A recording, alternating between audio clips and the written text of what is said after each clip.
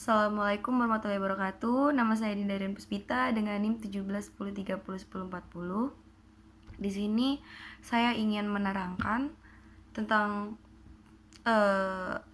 bagaimana sih sebenarnya standar pelayanan rumah sakit unit fisioterapi ini.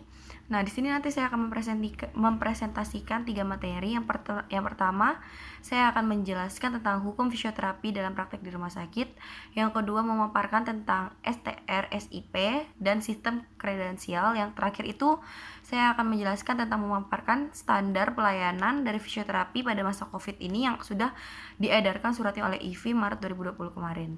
Nah, yang pertama ini kita akan bahas tentang standar pelayanan fisioterapi di rumah sakit. Jadi, sebelum kita mengenalnya ini sebenarnya kita fokus topiknya ini tuh ada di 5 tempat, yaitu pertama jati diri dan idealisme fisioterapi di rumah sakit, lalu ada jenjang karir fisioterapi, baru ada sejarah, jenis-jenis rumah sakit, bahkan landasan hukum praktisi fisioterapi.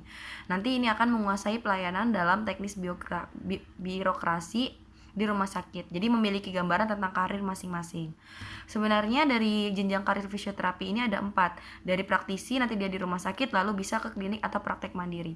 Lalu yang kedua dia bisa di akademisi dan penelitian. Nah, nanti di mana dia akan menjadi dosen dan pendidik, lalu ada di lembaga penelitian. Kalau dia ada di wirausaha, dia akan biasanya akan berkesinambungan dengan alat kesehatan yang ada di fisioterapi. Nanti dia akan menjadi jasa penyediaan layanannya. Jadi seperti misalnya nanti dibutuhkan TENS, dibutuhkan US dan lain-lain. Nah, nanti kalau dia yang terakhir jadi birokrat, dia akan bersangkut paut di Dinkes atau di Kemenkes. Nah, nanti dia akan berada di DPR, di lembaga legislatif dan juga yudikatif.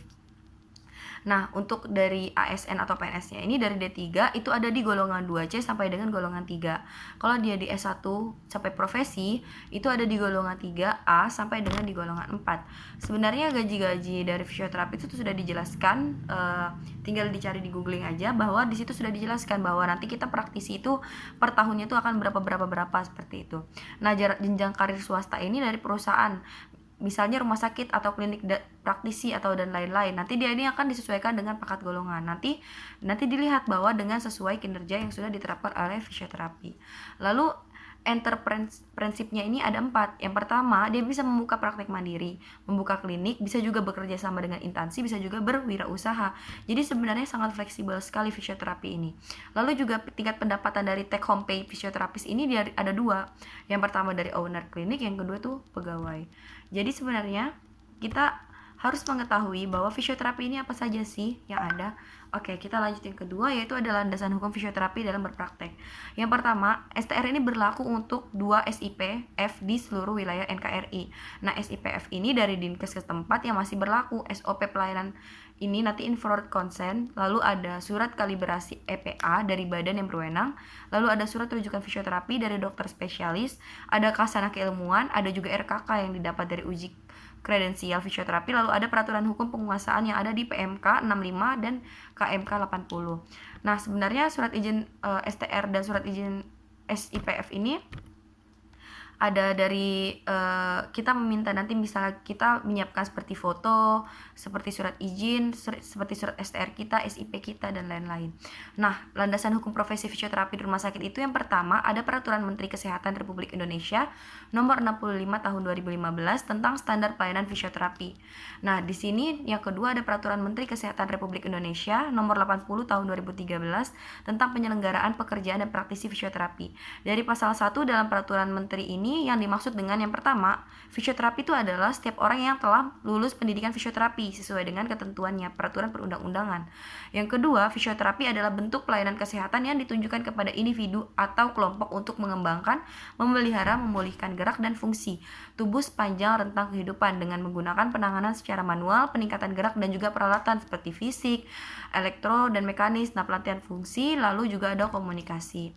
Yang ketiga, itu ada naskah akademik dan penataan sistem pelayanan fisioterapi pada Jaminan Kesehatan Nasional. Nah, fisioterapi ini adalah pelayanan kesehatan yang ditunjuk kepada individu atau kelompok untuk mengembangkan, memelihara dan memulihkan gerak dan fungsi tubuh sepanjang rentang kehidupan dengan menggunakan penanganan secara manual, peningkatan gerak, peralatan, kayak psikis, elektro, dan juga mekanik. Ini pelatihan fungsi dan juga komunikasi. Sebenarnya kita nih harus berjalan sesuai dengan apa yang ada di peraturan. Misalnya saya beri contoh bahwa di tenaga medis lain, misalnya fisioterapi ini dia memiliki asesmen sendiri. Misalnya kita mendapatkan surat rujukan dari seorang dokter spesialis.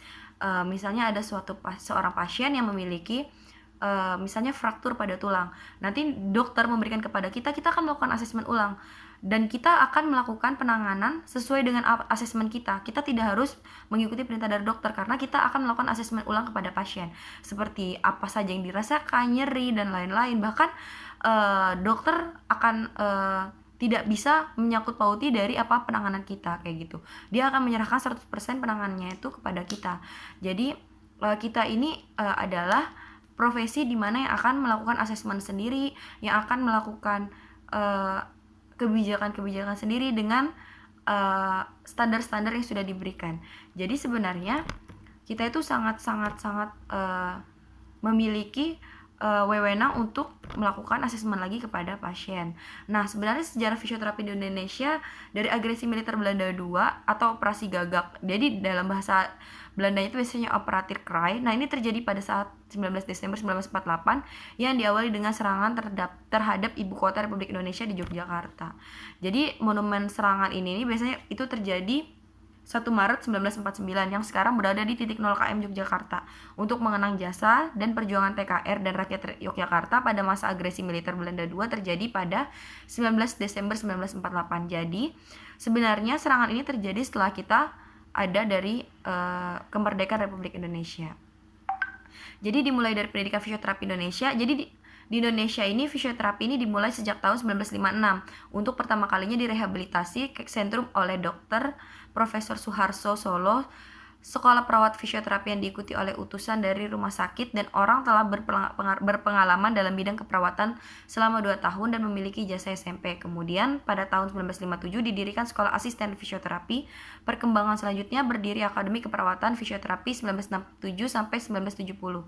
Awal berdirinya Akademi Fisioterapi Murni Non Keperawatan pada tahun 1970 di Solo, Jawa Tengah. Nah, kalau zaman dulu itu dia alatnya beda ya. Kayak misalnya IR zaman sekarang itu kan kayak kita tinggal ngasih jarak. Bahkan sekarang kita sudah menggunakannya tuh lebih canggih. Sedangkan kalau dulu itu dia IR zaman dulu itu dia anak-anaknya tuh pakai kacamata hitam kayak gitu. Bahkan US zaman dulu itu juga kita tuh kayak ditaruh gitu di oven, kayak semacam di oven. Padahal kalau kita sekarang sih sudah lebih ini ya. Terus juga dulu US tuh ada juga yang underwater, jadi dia tuh langsung di air gitu. Kalau sekarang kita pakai gel kayak gitu. Ya sebenarnya fisioterapi ini adalah pekerjaan sendiri gitu, yang dimana kita memiliki kewenangan untuk melakukan asesmen lagi kepada pasien. Nah, 6 sasaran keselamatan pasien pada fisioterapi. Sasaran pertama, ketepatan pada identifikasi pasien. Sasaran kedua, peningkatan komunikasi yang efektif. Sasaran 3, peningkatan keamanan obat yang perlu diwaspadai, high alert medication. Sasaran keempat, kepastian tepat lokasi, tepat prosedur dan tepat pasien operasi. Sasaran 5, pengurangan resiko infeksi terkait pelayanan kesehatan. Lalu sasaran terakhir ada pengurangan resiko pasien jatuh. Sebenarnya di sini banyak ada dari prosedurnya, lalu ada tata caranya kayak gitu-gitu. Lalu di sini saya ingin menjelaskan tentang surat edaran IV yang sudah mengeluarkan bagaimana sih penanganan kita sekarang di masa COVID ini dalam menangani pasien.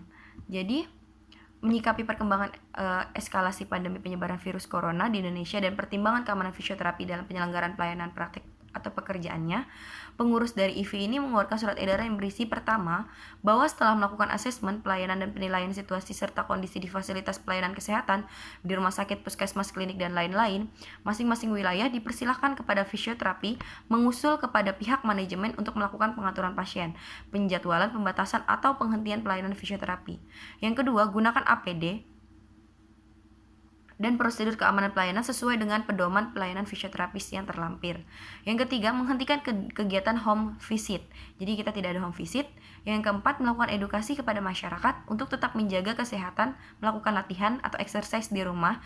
Jadi kita memberikan latihan untuk menjaga supaya si pasien bisa melakukan secara mandiri bersama keluarga dan lain-lain. Lalu surat edaran 009 SEPPIFI 3/2020 tertanggal 21 Maret 2020 tersebut dapat digunakan oleh fisioterapi sebagai dasar diskusi dengan manajemen rumah sakit atau fasilitas layanan kesehatan untuk mengambil keputusan mengatur penjadwalan, pembatasan, atau penghentian layanan fisioterapi sesuai dengan keadaan masing-masing daerah fasilitas layanan kesehatan. Ikatan Fisioterapi Indonesia juga mengeluarkan prosedur keamanan pelayanan fisioterapi selama masa pandemi COVID-19 sebagai acuan penggunaan APD dan prosedur keamanan pelayanan saat melakukan tugas profesi. Nah, surat edaran pedoman ini sudah terjadi selama masa pandemi COVID-19. Jadi, sebenarnya IFI juga sudah mengeluarkan bahwa kita tetap bisa melakukan praktisi dan lain-lain, tapi kita harus tetap mengikuti dari aturan yang sudah IFI keluarkan. Itu yang pertama, kita harus tetap sesuai dengan sesuai dengan aturan yang ada, seperti pemakaian APD dan juga menyiapkan alat-alat kebersihan buat pasien, cuci tangan dan lain-lain, tetap menggunakan masker. Lalu kita juga bisa membatasi dari layanan kita karena supaya mengurangi adanya perkumpulan-perkumpulan untuk orang-orang supaya kita menghentikan dari virus 19 ini. Jadi sebenarnya dari penjelasan saya ini banyak sekali ya yang bisa kita ambil, kita terapkan. Sebenarnya juga dari sejarah tadi saya singgung sedikit juga tadi. Nah, tadi juga sudah saya singgung bahwa fisioterapi ini memiliki kewenangan sendiri untuk melakukan asesmen dan lain-lain. Sebenarnya itu sudah ada di undang-undang, jadi kita bisa melakukan asesmen sendiri, kita bisa menetapkan apa yang pasien ini rasakan dan lain-lain. Jadi diusahakan kita lakukan semaksimal mungkin, kita lakukan asesmen dengan benar, bahkan penanganan dengan baik, karena fisioterapi yang baik dia akan melakukan penanganan secara teliti dan baik. Jadi kita jangan selalu berpatokan dan kita jangan selalu merasa puas dengan ilmu yang kita punya. Kita harus tetap mencari apa saja yang baru, seperti tadi ada pengeluaran edaran baru dari IFI, itu kita harus selalu membaca, kita harus selalu update supaya kita tidak melanggar hukum, kita selalu sesuai dengan aturan yang ada, dan juga kita harus tetap dengan STR kita. Kita akan mempertanggungjawabkan dari STR kita sendiri seperti itu. Jadi kita harus bisa bertanggung jawab dengan apa yang kita punya, ilmu yang sudah kita dapat, dan juga apa yang sudah kita dapatkan secara pengalaman tersebut. Dari saya kurang lebihnya mohon maaf. Wabillahi taufiq wa hidayah. Wassalamualaikum warahmatullahi wabarakatuh.